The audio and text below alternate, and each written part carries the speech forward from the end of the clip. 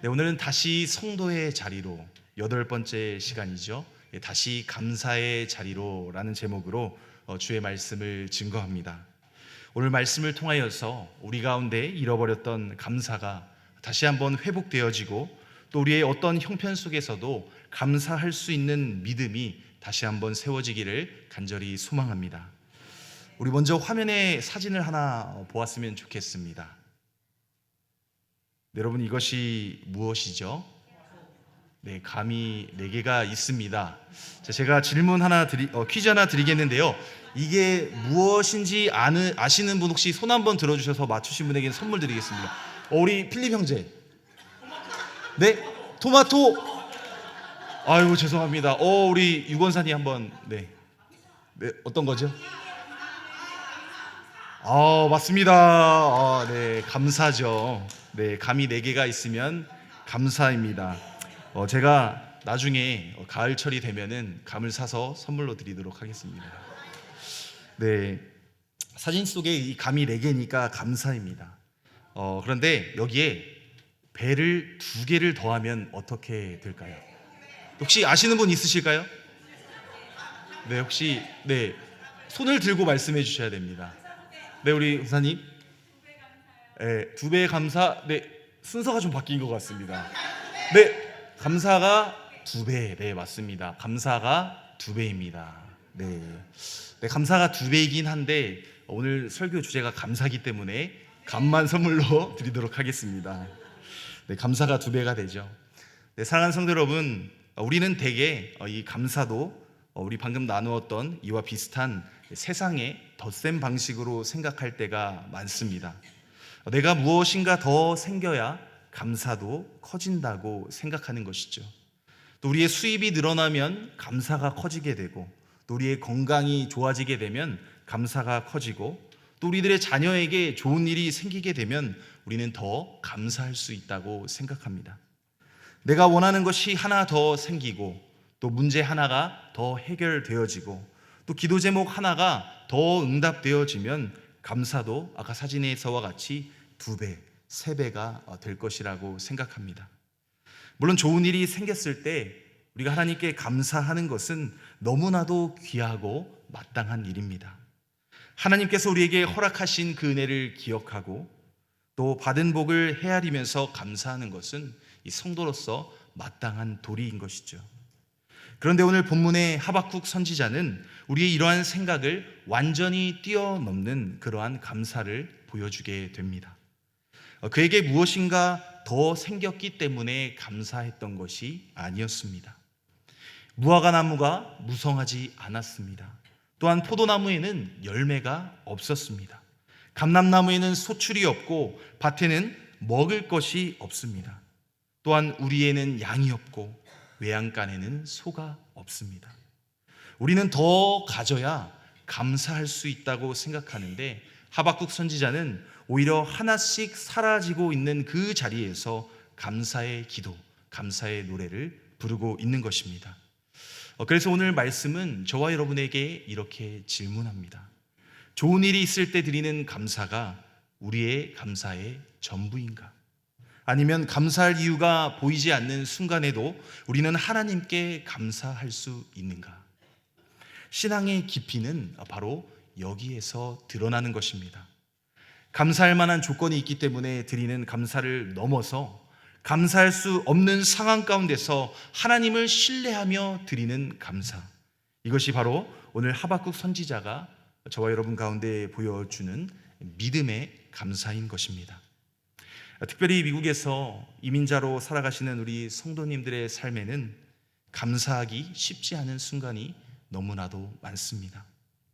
언어와 문화의 장벽을 넘으셔야 했고, 또 낯선 땅에서 사업과 직장을 붙들고 살아가기 위해서 밤낮 없이 애쓰며 살아오셨을 것입니다. 자녀들을 위해 누구보다 열심히 살아왔지만 세대와 문화의 차이 때문에 또한 마음 아픈 시간을 보내시기도 하셨을 것입니다. 또한 고국의 부모님과 가족을 생각하면 미안하고 또 죄송스럽고 또 그리운 마음이 들기도 하셨을 것입니다. 또한 이제까지 열심히 살아왔지만 어느 순간 우리의 삶을 돌아보며 내가 무엇을 위해 이렇게 달려왔는가? 라는 그러한 허무함이 밀려올 때도 있으셨을 것입니다. 그러한 현실 앞에서 우리는 감사를 점점 잃어버리게 되는 것이죠. 오늘 하박국 선지자는 바로 그 자리에서 저와 여러분에게 다시 감사의 자리로 돌아오라 라고 초대하는 것입니다. 하박국이 활동했었던 시대는 유다왕 여호야김 시대의 이 영적인 암흑기의 시대였습니다. 나라 안에는 불의와 강포가 가득하였었고 또 하나님의 말씀은 무시되었습니다. 또한 외부에서는 바벨론이 세력을 확장하면서 유다를 위협하고 있었다라는 것이죠.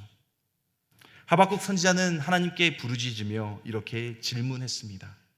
하나님, 왜 악이 번영합니까? 하나님, 의인이 왜 고통을 받습니까? 왜 하나님께서는 이 모든 것을 보고 계시면서도 침묵하고 계십니까? 하나님께서는 하박국에게 바벨론을 사용하여 유다를 심판하시겠다라고 말씀하셨습니다. 그런데 여러분, 그 대답은 하박국에게 오히려 더 큰 혼란을 가져왔다라는 것이죠.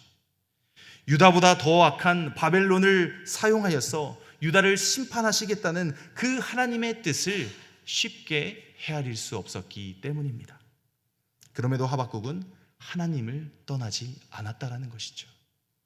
응답이 마음에 들지 않는다고 기도의 자리를 포기하지 않았습니다. 그는 파수하는 성루에 서서 하나님께서 무엇이라고 말씀하시는지 기다리는 파수꾼의 자리를 지켰다라는 것이죠. 그리고 마침내 하나님께서 역사의 주권자이시며 또한 악을 반드시 심판하시고 자기의 백성을 끝까지 붙드신다는 사실을 바라보게 됩니다. 모든 의문이 해결된 것은 아니었습니다. 환경이 달라진 것도 아니었습니다. 그런데 하나님을 다시 바라보기 시작하자 하박국의 질문이 기도가 되어지고 또한 그의 탄식이 찬송으로 바뀌기 시작했다라는 것이죠. 오늘 말씀을 통하여서 우리 성도님들의 삶 가운데 다시 한번 감사의 자리가 회복되어지고 또한 우리의 삶이 감사의 삶으로 변화되어지기를 간절히 소망합니다. 여러분, 감사는 두려움 속에서도 하나님을 바라보는 것입니다. 우리 16절 말씀을 우리 함께 힘차게 읽겠습니다. 내가 들었으므로 내 창자가 흔들렸고 그 목소리로 말미암아 내 입술이 떨렸도다. 무리가 우리를 치러 올라오는 환난 날을 내가 기다림으로 썩이는 것이 내 뼈에 들어왔으며 내 몸은 내 처소에서 떨리는도다. 아멘. 하박국이 이 하나님의 말씀을 들었을 때에 아무렇지 않았던 것이 아니었습니다. 창자가 흔들렸습니다. 입술이 떨렸습니다. 뼈가 썩어지는 듯한 그러한 고통이 찾아왔고 온 몸이 떨렸다고 오늘 본문은 기록하고 있습니다. 우리가 믿음이 있다고 해서 두려움을 전혀 느끼지 않는 것은 아닙니다. 우리 믿음의 사람에게도 두려운 마음이 찾아올 때가 있다라는 것이죠. 병원에서 예상치 못한 진단을 받을 수도 있고 또한 일터와 사업장에서 마음이 무너지는 두려운 소식을 듣게 될 수도 있습니다. 또한 자녀의 문제로 밤잠을 이루지 못하고 아무에게도 말하지 못하는 그 걱정과 두려움을 가슴속에 이 마음 가운데 품은 채 예배의 자리에 나올 때도 있다라는 것이죠. 여러분, 신앙은 두려움 자체가 없는 상태를 의미하는 것이 아닙니다. 두려움이 찾아왔을 때 우리가 무엇을 바라보느냐가 우리의 믿음을 보여주는 것입니다. 우리에게 두려움이 찾아오면 우리는 무언가를 붙잡고 싶어 한다는 것이죠. 어떤 분은 사람을 붙잡고 어떤 분은 물질을 붙잡습니다. 또 어떤 분은 자신의 경험과 자신의 방법을 붙잡는다라는 것이죠. 여러분, 하박국에게도 이러한 두려움이 찾아왔습니다. 그런데 그는 그 두려움을 안고 하나님 앞에 머물렀다라는 것이죠. 16절 하반절 말씀을 보게 되면 하박국은 이렇게 고백합니다. 환난 날에 내가 기다림으로. 환난 날을 내가 기다림으로. 사랑하는 성도 여러분, 여기에서 기다린다는 것은 체념하고 손을 놓는다는 의미가 아닙니다. 자신이 모든 것을 해결할 수 없음을 인정하면서도 역사를 다스리시는 그 하나님께서 말씀하신 것을 반드시 이루실 것을 믿고 하나님의 때를 바라보는 기다림이다라는 것이죠. 우리는 흔히 이렇게 조건을 붙여서 생각할 때가 많습니다. 하나님, 이 문제가 해결되면 제가 감사하겠습니다. 건강이 회복되면 감사하겠습니다. 사업이 안정되면 감사하겠습니다. 자녀의 문제가 해결되면 감사하겠습니다. 제가 기다렸던, 고대하던 그 원하는 결과가 나오게 되면 그때 감사하겠습니다. 그런데 이렇게 감사를 우리가 뒤로 미루다 보면 우리는 평생 감사하기 어려울 수도 있습니다. 왜냐하면 인생에는 모든 문제가 한꺼번에 사라지는 때가 거의 없기 때문이죠. 한 문제가 해결되면 무엇이 찾아옵니까? 또 다른 문제가 찾아옵니다. 또한 한 고비를 넘으면 새로운 고비를 마주하게 되는 것이죠. 그러므로 우리의 감사는 문제의 해결만을 기다려서는 안 된다는 것입니다. 아직 상황이 변하지 않았을지라도 하나님께서 일하고 계신다는 것을 믿으며 기다리는 저와 여러분 되기를 소망합니다. 하박국은 바벨론이 물러간 다음에 하나님께 감사했던 것이 아니었습니다. 바벨론은 여전히 다가오고 있었습니다. 환난 날이 눈앞에 있었다라는 것이죠. 그럼에도 그는 하나님 앞을 떠나지 않았습니다. 우리에게도 지금 마음을 떨게 하는 일들이 있을 수 있습니다. 그때 우리가 두려움에 끌려가기보다는 믿음으로 우리 이렇게 고백하며 나아가기를 소망합니다. 하나님, 저는 지금 두렵습니다. 그러나 주님이 여전히 나의 하나님이심을 믿습니다. 이 상황은 이해되지 않지만 주님의 선하심을 신뢰합니다. 제가 보지 못하는 곳에도 여전히 일하시는 그 하나님을 감사함으로 기다리겠습니다. 이러한 고백이 저와 여러분의 고백이 되기를 간절히 소망합니다. 이것이 바로 감사라는 것이죠. 눈물을 흘리면서도 하나님의 손을 놓지 않는 것, 우리의 마음이 흔들려도 하나님의 앞을 떠나지 않는 것, 그것이 감사인 줄로 믿습니다. 하박국은 그렇게 두려움 가운데서 하나님을 기다렸습니다.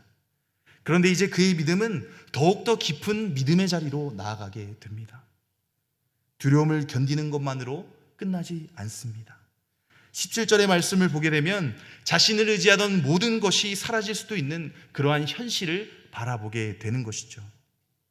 그렇다면 정말 모든 것을 잃은 상황 가운데서도 하나님을 기뻐할 수 있는지 말씀을 통하여서 오늘 깨닫게 되어지는 그러한 은혜가 있기를 간절히 소망합니다. 사랑하는 성도 여러분, 감사는 아무것도 없어도 하나님으로 기뻐하는 것입니다.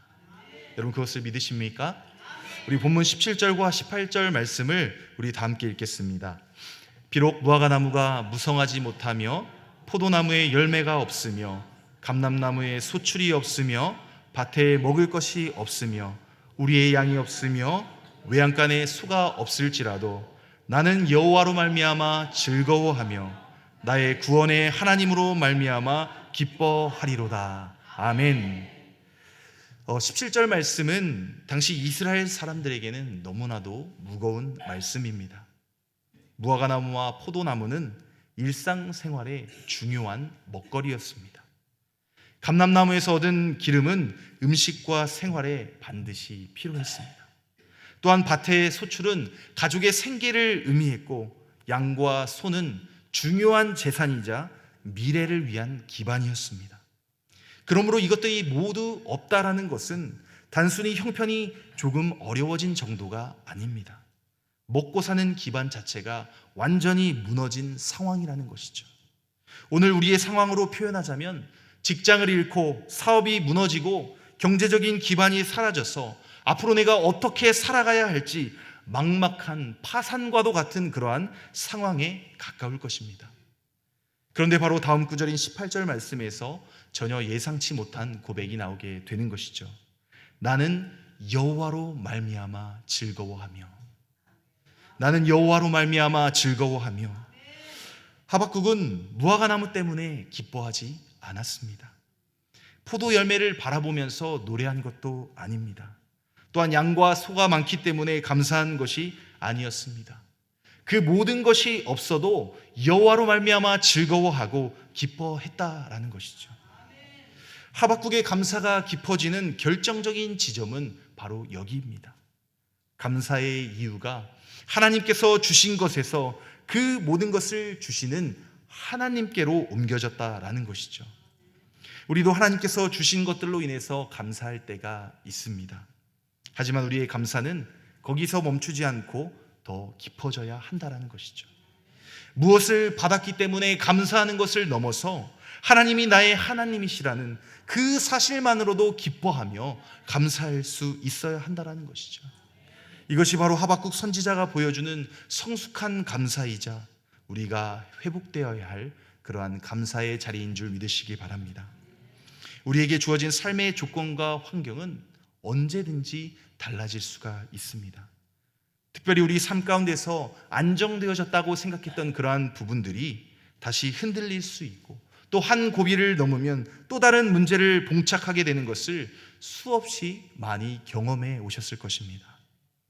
그렇다고 우리의 감사가 어떠한 환경과 상황에 기대어 있으면 그것으로 인하여 흔들릴 수밖에 없다라는 것이죠. 그러나 하나님은 변하지 않으시는 하나님이십니다. 우리의 형편이 달라져도 하나님의 사랑은 변하지 아니하고, 또 우리가 앞길을 보지 못할 때에 하나님은 여전히 우리의 길을 알고 계실 뿐만 아니라 끝까지 저와 여러분을 붙들고 인도하여 주신다라는 것이죠. 바로 이것이 하박국이 환경을 넘어서 감사할 수 있었던 그러한 이유입니다. 그래서 하박국은 이렇게 중요한 표현을 고백합니다. 나의 구원의 하나님. 아직 구원의 결과는 보이지 않았습니다. 바벨론은 여전히 강했고 유다의 앞날은 어두웠다라는 것이죠. 그럼에도 하박국 선지자는 하나님을 이미 나의 구원의 하나님이라고 고백합니다. 눈앞에 보이는 형편보다 하나님의 성품과 그 약속을 믿었기 때문에 기다렸다라는 것이죠. 그렇다면 여기에서 한 가지 중요한 질문이 생기게 됩니다. 이렇게 하나님을 믿고 감사하면 반드시 내가 원하는 결과를 얻는다는 의미일까요? 그렇지 않습니다. 우리는 감사를 하나님과의 거래로 생각해서는 안 됩니다. 내가 감사하면 하나님께서 반드시 내가 원하는 방식으로 복을 주셔야 하는 것이 아닙니다. 내가 감사하면 사업이 반드시 잘 되고 병이 즉시 낫고 모든 문제가 빠르게 해결된다는 그러한 공식도 성경에서는 가르치지 않고 있다라는 것이죠. 감사는 하나님을 움직이는 기술이 아니라 하나님을 신뢰하는 고백인 줄로 믿습니다. 그런데 감사할 수 없는 상황에서 하나님을 바라보며 감사하기 시작할 때에 저와 여러분 안에서 놀라운 영적인 변화가 일어난다라는 것입니다. 때로는 하나님께서 실제로 우리의 환경을 바꾸어 주시기도 하십니다. 막혔던 길을 열어주시고 관계를 회복시켜 주시고 필요한 것을 공급해 주신다라는 것이죠. 하지만 많은 경우에 하나님께서 먼저 손대시는 것은 바로 저와 여러분의 마음입니다. 염려에 사로잡혀 있던 마음에 평강을 주시고 문제만 바라보던 우리의 시선을 돌려서 하나님의 은혜를 바라보게 하신다라는 것이죠. 또한 우리가 당연하다고 생각했던 것들이 은혜였음을 깨닫게 하시고 잃어버린 것만 바라보던 사람으로 하여금 아직 남아있는 은혜를 발견하게 하십니다. 그래서 감사할 수 없는 상황에서 드리는 그 감사가 더 깊은 감사를 낳게 되는 것이죠. 처음에는 우리가 믿음으로 감사할 수 없는 상황에서 하나님 감사합니다 라고 고백합니다. 그런데 그 고백을 우리가 계속해서 하다 보면 지금까지 나를 붙들어 오신 그 하나님의 손길이 선명하게 보이기 시작한다는 것이죠. 아, 내가 생각해 보니까 이것도 은혜였구나. 그때는 몰랐지만 하나님께서 나와 동행하여 주시고 나를 지켜주셨구나. 내가 잃어버린 것도 있었지만 하나님께서 여전히 내게 허락하신 은혜가 잃어버린 것보다 더 많구나. 여러분, 감사가 새로운 은혜를 만들어내는 것은 아닙니다. 감사는 이미 우리 가운데 있지만 보지 못했던 은혜를 발견하게 하는 믿음의 눈인 줄 믿습니다. 하박국의 믿음은 이제 여기서 한 단계 더 나아가게 됩니다. 하나님을 기뻐하는 것으로 끝나지 않는다라는 것이죠. 하나님께서 실제로 자신을 다시 일으켜 세우실 것을 하박국은 믿었습니다. 사랑하는 성도 여러분, 감사는 하나님의 힘을 힘입어 다시 일어서는 것입니다. 19절 말씀을 우리 함께 읽겠습니다. 주 여호와는 나의 힘이시라. 나의 발을 사슴과 같게 하사 나를 나의 높은 곳으로 다니게 하시리로다. 이 노래는 지휘하는 사람을 위하여 내 수금에 맞춘 것이니라. 아멘. 사랑하는 성도 여러분, 16절에서 하박국의 몸은 떨고 있었습니다. 그런데 19절로 오게 되면 그 사람이 높은 곳을 사슴처럼 걷고 있는 것이죠. 여러분, 무엇이 달라졌습니까? 환경이 먼저 달라진 것이 아닙니다. 하박국이 의지하는 그 힘의 출처가 달라졌다는 것이죠. 그는 나는 강하다고 이야기하지 않았습니다. 나는 반드시 이것을 이겨낼 수 있다고 자기 자신 향해서 근거 없는 긍정을 외치지도 않았습니다. 하박국 선지자가 붙든 고백은 바로 이것입니다. 주 여호와는 나의 힘이시라. 우리 한번 고백해 볼까요? 주 여호와는 나의 힘이십니다. 주 여호와는 나의 힘이십니다. 이것이 우리의 고백이 될 줄로 믿습니다. 감사할 수 없는 상황에서 우리가 감사하는 것은 인간의 의지만으로 될 수 없는 것이죠. 마음이 무너지고 우리 현실이 힘든데 괜찮은 척하면서 억지로 웃는 것은 그것은 믿음이 아닙니다. 우리 안에 감사할 힘조차 없을 때가 있습니다. 그때 우리 이렇게 기도하기를 원합니다. 주님, 이제 제 힘으로는 어렵습니다. 감사할 수 있는 힘도 기도할 힘도 부족합니다. 그러나 주님께서 저의 힘이 되어 주십시오. 이러한 기도가 저와 여러분의 기도가 되기를 간절히 소망합니다. 바로 그때 하나님께서 저와 우리 성도님들을 붙들어 주신다라는 것이죠. 하박국은 하나님께서 자신의 발을 사슴의 발과 같게 하신다고 고백하고 있습니다. 사슴은 평탄한 길만 걷는 동물이 아닙니다. 험하고 가파른 산길에서도 단단히 발을 내딛고 올라가는 동물이죠. 여러분, 이 표현이 너무나도 중요합니다. 하나님은 언제나 우리 앞에 놓인 산을 모두 없애주시는 방식으로만 역사하지 않으십니다. 어떨 때는 산을 그대로 두시게 되는 것이죠. 대신 그 산을 오를 수 있는 발을, 그 산을 오를 수 있는 힘을 주시는 것입니다. 문제를 곧바로 없애주시기보다는 문제를 통과할 수 있는 힘을 주시는 것이죠.